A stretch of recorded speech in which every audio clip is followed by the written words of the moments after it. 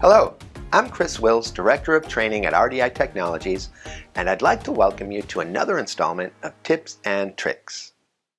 Of all the tools in motion amplification, filtering is probably the tool that I use most often, and specifically the type of filtering that I really like is something called HDR, and it's very easy to do.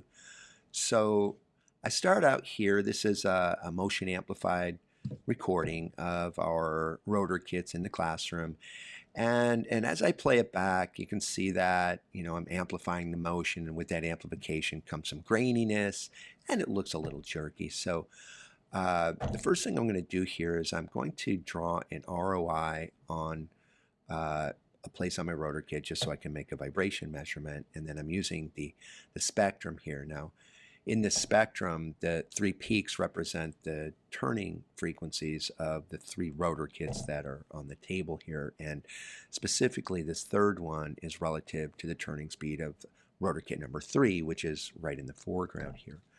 So right here in the plotting application, I put my cursor up on the peak, I right click, and I hover where it says Initiate Filtered Recording. And then I move over a little bit, and I have the choice of manual or HDR. Well, HDR stands for High Density Recording. And when I choose that option, it automatically opens up the filter specification window, and it automatically chooses that frequency for me. And so all I really need to do here is click the Apply button, and the software creates this high density recording.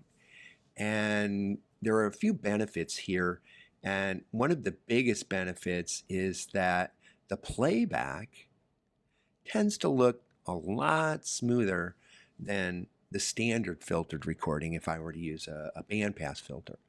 I still lose a majority of the graininess. I still really only retain this one frequency of motion. It's just that the playback looks a lot better. It looks a lot more natural. It looks as though I had used a much higher frame rate to acquire the data.